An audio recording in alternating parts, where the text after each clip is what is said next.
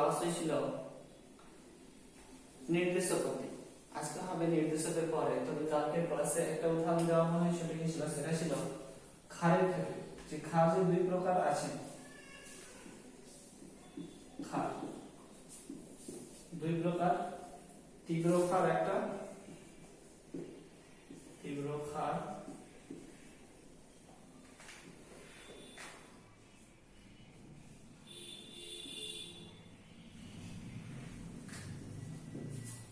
আর এটা হচ্ছে মৃদু ক্ষার।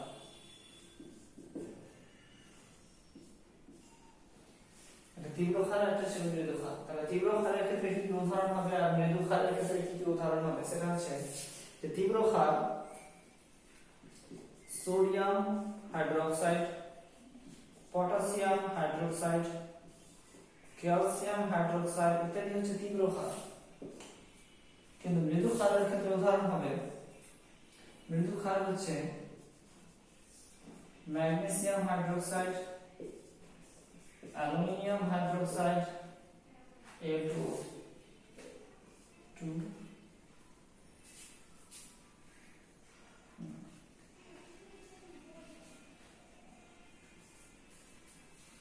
AO3, আর এটা হচ্ছে অ্যামোনিয়াম হাইড্রোক্সাইড। তাহলে এই সমস্ত ছিল যে ক্ষারের ক্ষেত্রে তীব্র ক্ষার, মৃদু ক্ষার, তীব্র ক্ষারের ক্ষেত্রে উদাহরণ, মৃদু ক্ষারের ক্ষেত্রে উদাহরণ। তাহলে এই সমস্ত হচ্ছে ক্ষারের উদাহরণ। আজকে আমরা জানবো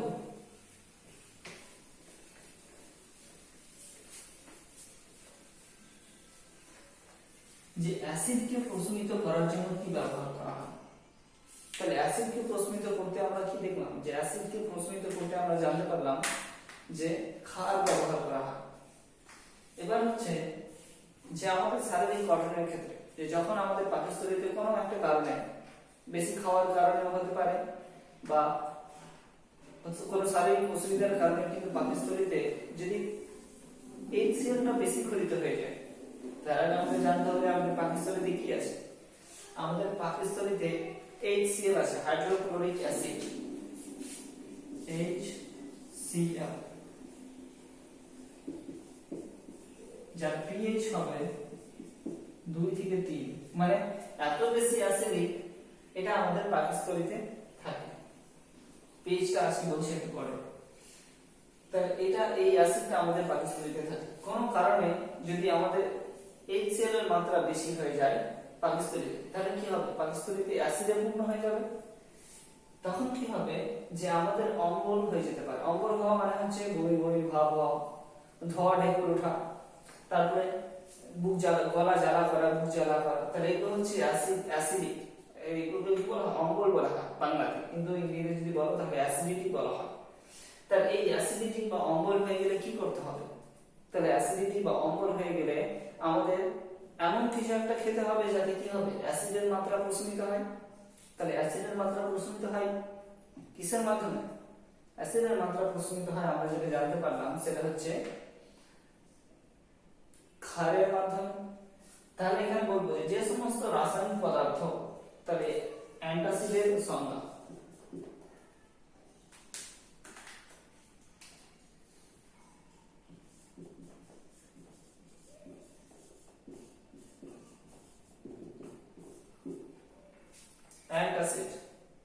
অ্যান্টাসিডের সংজ্ঞাটা হচ্ছে যে সমস্ত রাসায়নিক পদার্থ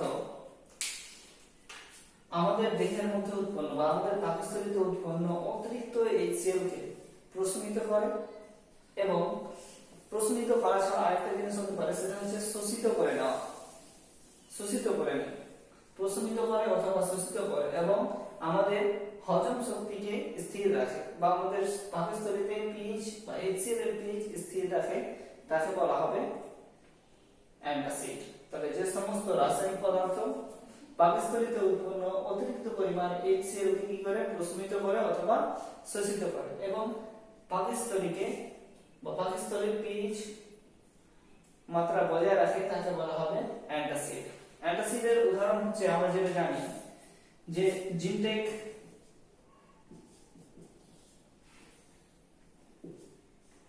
যাই হোক ইংরেজিতে বানানটা জানি না, জিনটেক, প্যান্টোপ্লাজো, প্যানফোর্টিও বলা হয়, অমেজ। বিভিন্ন প্রকারের যে সমস্ত ওষুধগুলো থাকে, গ্যাসের ওষুধ যেগুলো আমরা বলি, যেমন জিনটেক থাকে, প্যান্টোপ্লাজো থাকে, প্যানফোর্টি, অমেজ থাকে। তারপরে এদের মধ্যে যে সমস্ত উপাদানগুলো থাকে সেগুলো হচ্ছে জেরোসেল। তাহলে ওই জেরোসেলের মুখ্য উপাদানগুলো কি কি থাকে? তাহলে এদের মুখ্য উপাদানগুলোর মধ্যে থাকে বেশিরভাগটা magnesium hydroxide, AlOH, aluminium hydroxide. তাহলে এগুলো কি? এগুলো মৃদু ক্ষার।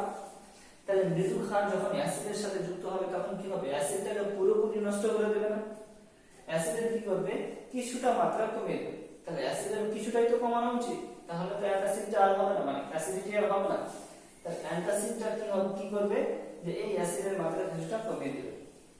তার জন্য অ্যান্টাসিডের মধ্যে থাকে MgOH2, AlOH3। তাহলে এই সমস্ত ক্ষার, মৃদু ক্ষার।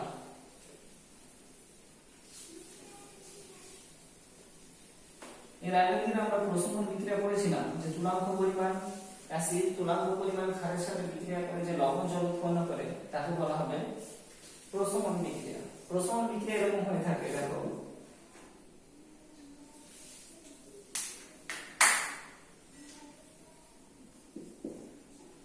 HCl আর NaOH। HCl থেকে তৈরি হয় H+ + Cl- আর NaOH থেকে তৈরি হয় Na+ OH-। তাহলে এটাকে যদি আমরা যোগ করি তাহলে কি দেখতে পাবো? HCl plus NaCl দেখতে পাবো। এই সমীকরণটা মানে হচ্ছে যে এগুলো হচ্ছে উভমুখী বিক্রিয়া, যে এটা থেকে এটা হবে, এটা থেকে এটা হবে, এটা থেকে এটা হবে, এটা থেকে এটা হবে। যেটা তৈরি হচ্ছে যে AH+ আর OH- পরস্পরের সাথে যুক্ত হলো, দিয়ে তৈরি হলো H2O, আর এটা হচ্ছে Cl- বা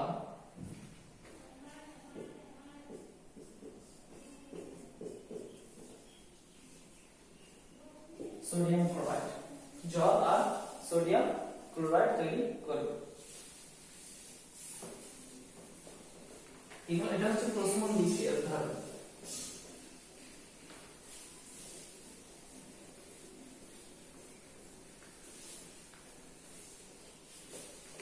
এবার আমরা জানবো যে অ্যাসিডের কথা আমরা এর আগে জেনেছিলাম, তাহলে সেই অ্যাসিড অনুযায়ী অ্যাসিড দুই প্রকার ছিল, যে অ্যাসিড একটা তীব্র অ্যাসিড আর একটা হচ্ছে মৃদু অ্যাসিড। আজকে জানবো যে অ্যাসিড আরো দুই প্রকার গঠনের দিক দিয়ে। তাহলে অ্যাসিড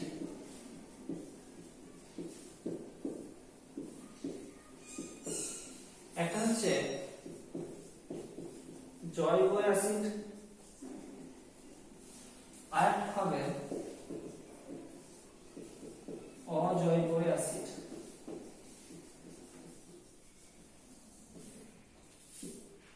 জৈব অ্যাসিড কাকে বলবো আর অজৈব অ্যাসিড কাকে বলবো?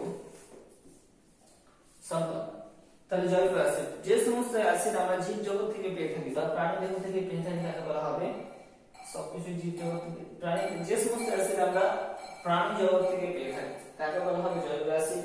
আর যে সমস্ত অ্যাসিড প্রাণী জগৎ ছাড়া বা জীব পরিবেশ থেকে খনিজ থেকে পেয়ে থাকি তাকে বলা হবে অজৈব অ্যাসিড।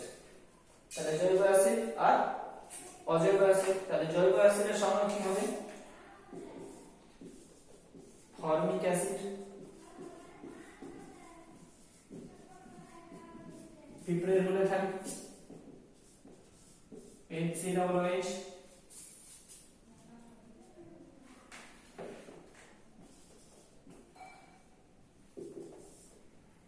দুই নম্বর অক্সালিক অ্যাসিড, বিভিন্ন প্রকারের শাকসবজি পাতায় অ্যাপেলে থাকে।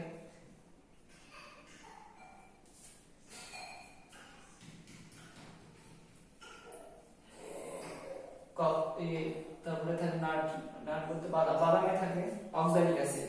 তাহলে এটা হচ্ছে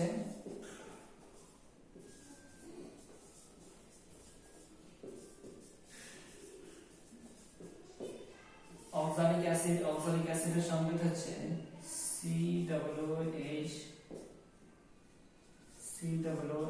এটা হচ্ছে অক্সালিক অ্যাসিড। তারপর হচ্ছে 3 নাম্বার যদি নিই তাহলে হবে tartaric acid,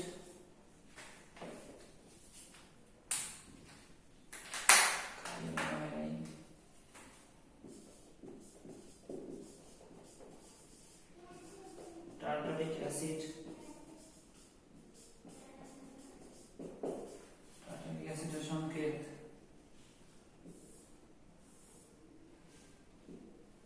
CH COH CHOH। তাহলে এটা হচ্ছে টার্টারিক অ্যাসিডের সংকেত। এই কার্বন কার্বন কিন্তু দুটো যুক্ত আছে, এই কার্বন কার্বন যুক্ত আছে। এটা ফর্মিক অ্যাসিড, এটা অক্সালিক অ্যাসিড, এটা টার্টারিক অ্যাসিড। যদিও ক্লাস 7 এ তোমাদের পক্ষে এই সমস্ত জিনিস একটু কঠিন, তা যাই হোক তবু এক্সট্রা লিখে রাখবে।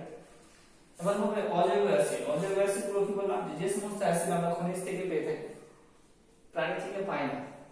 যেমন হচ্ছে সোডিয়াম অ্যাসিড, অ্যাসিডের ক্ষেত্রে হবে অজৈব অ্যাসিড বলতে HCl, hydrochloric acid, H2SO4, sulphuric acid, HNO3, nitric acid. তাহলে এই সমস্ত অ্যাসিড গুলো কি আছে, এটা কি হাইড্রোক্লোরিক অ্যাসিড বা মিউরেটিক অ্যাসিড বলা হয়, sulphuric acid H2SO4, nitric acid. তাহলে এই সমস্ত অ্যাসিড গুলো হচ্ছে অজৈব অ্যাসিড। এবার তাহলে জানতে পারলাম যে অ্যাসিড গঠনের দিক দিয়ে একটা জৈবিক অ্যাসিড, জৈব অ্যাসিড, একটা হচ্ছে অজৈব অ্যাসিড। জৈব অ্যাসিড প্রাণীদেহ থেকে যে সমস্ত অ্যাসিড পাওয়া যাবে তাকে জৈব অ্যাসিড বলা হবে, আর যে সমস্ত অ্যাসিড খনিজ থেকে বা প্রাণীদেহ থেকে ছাড়া পরিবেশ থেকে পাওয়া যাবে তাকে বলা হবে অজৈব অ্যাসিড। জৈব অ্যাসিডের মধ্যে সংখ্যা formic acid, oxalic acid, tartaric acid, আরো আছে সাইট্রিক অ্যাসিড, তারপরে ascorbic acid, tannic acid, malic acid ইত্যাদি ইত্যাদি অ্যাসিড গুলো আছে। এখানেও অনেক অ্যাসিড আছে যেগুলো আরো জানতে পারবে।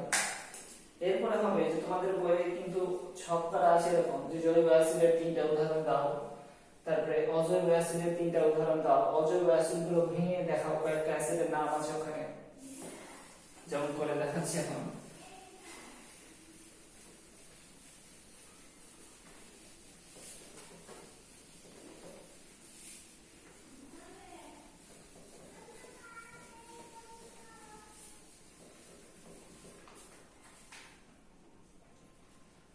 যেমন যদি HCl কে ভাঙা হয় তাহলে কি তৈরি হবে, H প্লাস Cl মাইনাস। ওইরকমই HCOOH কে যদি ভাঙা হয় তাহলে তৈরি হবে HCOO minus plus H plus.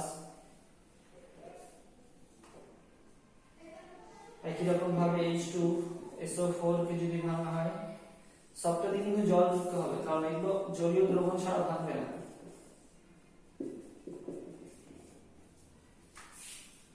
যেমন এটা তৈরি হবে plus H2O plus H2O 2H plus plus SO4 2 minus plus H2O। তাহলে এগুলো কি হচ্ছে, এই অ্যাসিড গুলো পরপর ভেঙে যাচ্ছে। যেমন জলের উপস্থিতি, এখানে একটা পরীক্ষা আছে, পরীক্ষা না বলে একটা কোশ্চেন আছে, যদি বলা হয় যে শুকনো হাইড্রোজেন ক্লোরাইড গ্যাসে, তখন এটা গ্যাস থাকবে। যখন শুকনো থাকবে তখন কি থাকবে, গ্যাস থাকবে। যে শুকনো হাইড্রোজেন ক্লোরাইড গ্যাসের কাছে লিটমাস পেপার ধরলে ওই লিটমাস কাগজের কোনো পরিবর্তন হয় না কেন? কারণ কোশ্চেন আরেকবার, যে শুকনো হাইড্রোজেন ক্লোরাইড গ্যাসের কাছে লিটমাস কাগজ ধরলে ওই লিটমাস কাগজটা বর্ণ পরিবর্তন হয় না কেন, বা লিটমাস কাগজটার বর্ণ পরিবর্তন হয় না কেন? কারণ হচ্ছে যখন হাইড্রোজেন ক্লোরাইড শুকনো অবস্থায় থাকে তখন কিন্তু সেটা অ্যাসিড নয়, তখন সেটা গ্যাস। অ্যাসিড তখনই হবে যখন সেটাকে জলের সাথে যুক্ত করা হবে। তাহলে এই সমস্ত বিক্রিয়াগুলো হচ্ছে জলের উপস্থিতিতে, জলীয় দ্রবণে। তাহলে জলীয় দ্রবণে বিক্রিত হয়ে H+ আয়ন উৎপন্ন করছে প্রত্যেকটা ক্ষেত্রে। এখানে H+, এখানে H+, এখানে H+ আয়ন। এবার হবে প্রশ্ন, যে শ্বাস গ্রহণের মাধ্যমে অ্যাসিড ও ক্ষার শনাক্ত করা উচিত নয়টা?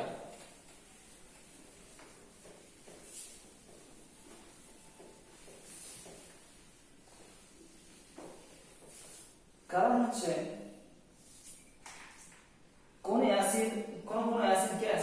আছে, কোন কোন অ্যাসিড আবার মৃদু অ্যাসিড আছে। তাহলে ভুল করে যদি তীব্র অ্যাসিড নিজের জিহ্বায় নিয়ে নেয় তাহলে কি হবে? জিহ্বা ছিদ্র হয়ে যাবে বা ক্ষত বিক্ষত হয়ে যাবে। তার জন্য বা হাড়ে যদি আমাদের শরীরের মধ্যে কোনো একটা অংশে লেগে যায় তাহলে সেখানে কি হবে? পুড়ে যাবে। তার জন্য স্বাদ গ্রহণের মাধ্যমে কিন্তু অ্যাসিডকে শনাক্ত করা যায় না। অ্যাসিডকে শনাক্ত করার জন্য আমরা যে সমস্ত জিনিস ব্যবহার করব সেগুলো হচ্ছে নির্দেশক। এবার জানবো যে অ্যাসিড বৃষ্টি কি।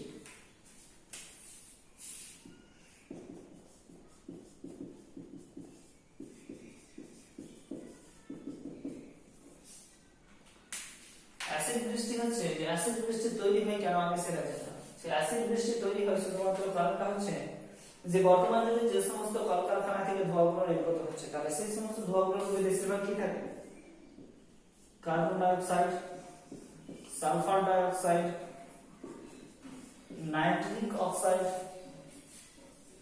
NO2 নাইট্রিক অক্সাইড বলা হয়।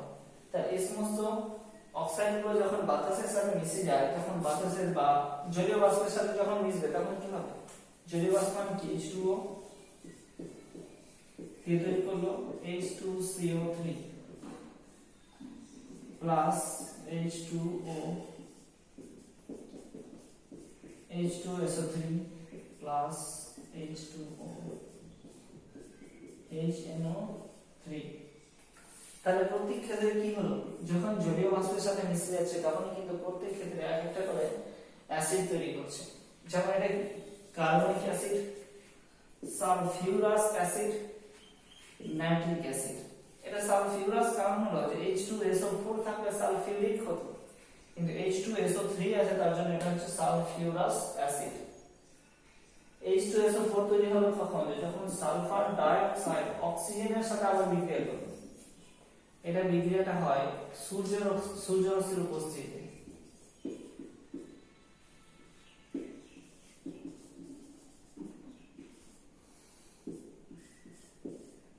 এর সাথে যখন জল যুক্ত হবে তখন তৈরি হবে H2SO4।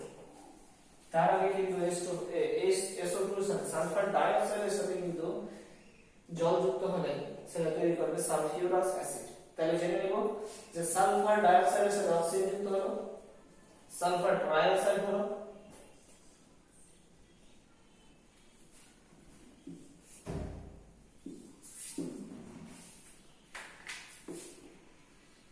বিক্রিয়ার সমতা বিধানের জন্য এখানে 2 দিলাম। তাহলে এখানে যদি 2 দিই তাহলে এখানে হয়ে গেল 2SO3 2 গুণে 4 2 6 3 গুণে 6। ঠিক আছে, তাহলে এখানে কি হলো? সালফার ডাই অক্সাইড অক্সিজেনের সাথে বিক্রিয়া করলো, সালফার ট্রাই অক্সাইডে পরিণত হলো, সেটা আবার জলের সাথে বিক্রিয়া করে সালফিউরিক অ্যাসিড হলো। এটাও কিন্তু অ্যাসিড বৃষ্টি হিসেবে পৃথিবীতে পড়ে। তবে এগুলো কিন্তু অ্যাসিড হয়ে পৃথিবীতে এসে পড়ে। তাহলে কি হবে? বিভিন্ন অক্সিজেনযুক্ত গ্যাস, অক্সিজেনযুক্ত বিভিন্ন গ্যাস এরা কি করবে? বায়ু জলীয় বাষ্পের সাথে বা বায়ুর মধ্যে মিশে গিয়ে সেগুলো যখন জলীয় বাষ্পের সাথে বিক্রিয়া করে পৃথিবীর পৃষ্ঠের উপর এসে পড়বে তখন তাদেরকে বলা হবে অ্যাসিড বৃষ্টি। আর এবার যে অক্সিজেনযুক্ত গ্যাস এরা কি করবে? জলীয় বাষ্পের মধ্যে অক্সিজেনযুক্ত গ্যাস বাতাসে মিশে গিয়ে যখন জলীয় বাষ্পের সাথে বিক্রিয়া করবে তখন তারা অ্যাসিড রূপে পৃথিবীর উপর এসে আসলে পড়ে, তখন তাদেরকে বলা হবে অ্যাসিড বৃষ্টি। তাহলে অ্যাসিড বৃষ্টি সৃষ্টি হয় কেন? এই সমস্ত মুখ্য কারণ যে carbon dioxide, sulphur dioxide, nitric oxide, তাহলে এরা অ্যাসিড তৈরি করে আবার পৃথিবীর উপর এসে আসলে পড়ে। তাহলে অ্যাসিড বৃষ্টির ক্ষতিকারক প্রভাবও আছে। যে অ্যাসিড বৃষ্টির ক্ষতিকারক প্রভাব হচ্ছে যে বর্তমান যুগে যে সমস্ত মনুমেন্ট গুলো আছে, স্থাপত্যগুলো, স্কাল্পচার গুলো যেগুলো আছে, তাহলে সেগুলো কি করছে? সেগুলোর ক্ষতি সাধন করছে। যেমন আমাদের তাজমহলের ক্ষেত্রে দেখে নিব যে তাজমহলের উপরে ক্ষত বিক্ষত হয়ে গেছে তাজমহলের ওই পাথরগুলো। কারণ হচ্ছে যে যখন এই অ্যাসিড বৃষ্টিগুলো আসছে তাজমহলের উপরে কি আছে? পাথর আছে। পাথর বলতে চূড়া পাথর। তাহলে ওই চূড়া পাথরের সাথে কিন্তু এরা বিক্রিয়া করে কার্বন ডাই অক্সাইড গ্যাস উৎপন্ন করছে আর ওই পাথরগুলোতে ফাটল সৃষ্টি করে দিচ্ছে। তাহলে এগুলো হচ্ছে ক্ষতিকারক প্রভাব অ্যাসিড বৃষ্টির।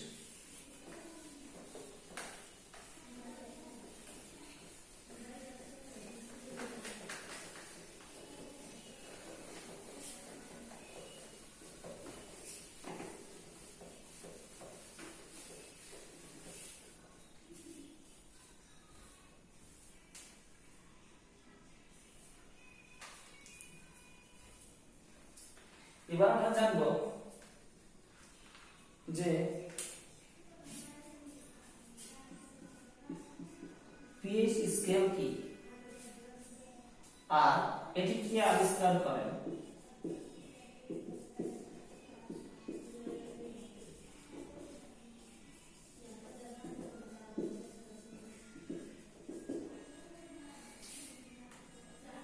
তাহলে পিএইচ স্কেলের আবিষ্কারের প্রয়োজন হলো কেন? আমরা সাধারণত কি জানতে পারলাম?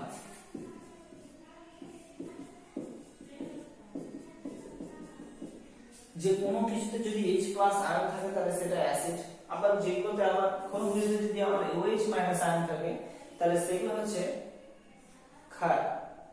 কিন্তু দুটো যদি সমান থাকে তাহলে সেটাকে বলবো আমরা প্রশম যোগ বা প্রশম দ্রবণ, যেমন জল। তাহলে এটা হচ্ছে প্রশম দ্রবণ। কিন্তু এখানে যদি আমি দেখবো যে কোন ক্ষেত্রে যদি H প্লাস আয়নের পরিমাণ বেশি থাকে তাহলে সেটা বেশি অ্যাসিডিক, কোন ক্ষেত্রে যদি OH মাইনাস এর আয়ন বেশি থাকে তাহলে সেগুলো হচ্ছে বেশি ক্ষারীয়। তাহলে এই যে বেশি কতটা বেশি আছে সেগুলোকে জানার জন্য কিন্তু প্রয়োজন পড়ছে একটা স্কেলের, যেটাকে বলা হচ্ছে পিএইচ স্কেল। তাহলে পিএইচ স্কেল আবিষ্কার করেন 1909 খ্রিস্টাব্দে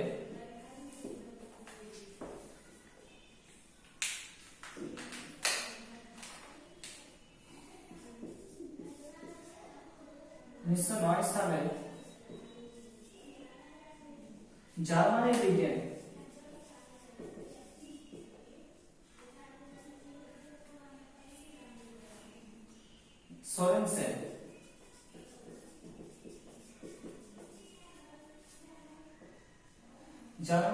সোরেনসেন পিএইচ স্কেল তৈরি করেন। পিএইচ স্কেলের এই পি মানে হচ্ছে পোটেনজ, POTENZ, যা জার্মান ভাষাতে তো বলা হবে ক্ষমতা। আর H টা আছে H3O+, এই যৌগটাতে যেটা H+ আয়ন আছে, H+ আয়নটা থাকার জন্য সেটা তৈরি হচ্ছে H3O+। তার এই যেটা আয়নটা আছে তার জন্য কিন্তু এখান থেকে H টা নেওয়া হয়েছে, তার জন্য H বড় হাতের আছে, P ছোট হাতের আছে। P পোটেনজ থেকে এসেছে ক্ষমতা, আর H টা এসেছে H+ আয়ন থেকে। তাহলে বিজ্ঞানী সোরেনসেন 1909 সালে পিএইচ স্কেল তৈরি করেন। তাহলে পিএইচ স্কেলের সংজ্ঞা কি? পিএইচ স্কেলের সংজ্ঞা হচ্ছে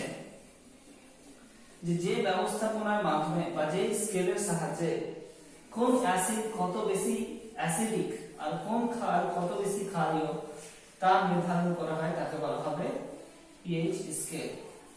আরেকটা যে ব্যবস্থাপনার মাধ্যমে কোন অ্যাসিড কত বেশি অ্যাসিডিক, কোন ক্ষার কত বেশি ক্ষারীয় তা নির্ধারণ করা হয়, সেই স্কেলকে বলা হবে পিএইচ স্কেল। এতদিন পড়া থাক, ভালো করে পড়বে, পড়াশোনা করবে, পরীক্ষাগুলোতে ভালো করে অ্যানসার লিখতে হবে। বিভিন্ন রকমের কোশ্চেন আসতে পারে বইয়ের থেকেও বইয়ের বাইরে থেকেও, তাহলে সেগুলোকে জানতে হবে বেশি বেশি করে। আর এক্সট্রা কোশ্চেন ফলো করতে হবে। যে টেক্সট বই যেগুলো আছে যে টেক্সট বইয়ের বাইরে কিছু আসবে না, কিন্তু টেক্সট বইয়ের মধ্যেও এমন কিছু শব্দ আছে যে শব্দ থেকেও কিন্তু একটা কোশ্চেন তৈরি করা যাবে। তাহলে ওই টেক্সট বইগুলোকে কিন্তু খুব নিখুঁত ভাবে পড়তে হবে।